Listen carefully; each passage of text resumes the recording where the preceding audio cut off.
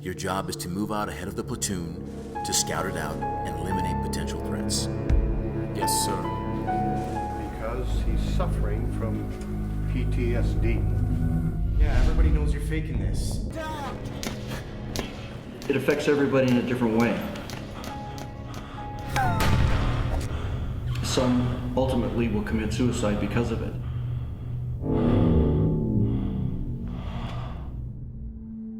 You wore a green uniform. You were tough. You couldn't get emotional if crying was not part of the military life. One of the worst things that they ever did to the soldiers is expect that. My name is Mitchell Verrigan. I am a writer, producer, filmmaker, and actor. Jesse is a story about a soldier who's returning from war suffering from post-traumatic stress disorder. And it basically follows him as he tries to make that transition back in his civilian life.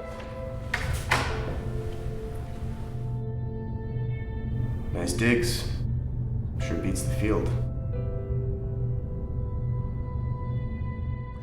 My name is Garrick Winston. I was the director of photography on Jesse. I also played a small role as a soldier in the hospital. Private Harris? There's a code red of B-Wing. I need help now. I'll be there right away.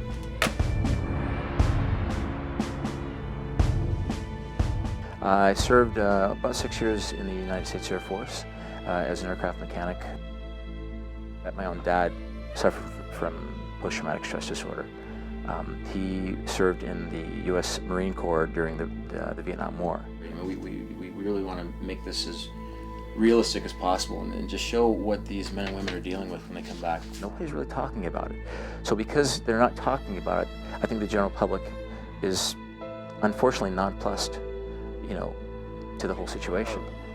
It's easy to become desensitized to hearing about stuff like suicide bombings and stuff because we hear about it so often, but to put yourself in somebody's shoes who's actually been there and to imagine witnessing that firsthand and seeing it for yourself, that's got to have a profound effect on somebody.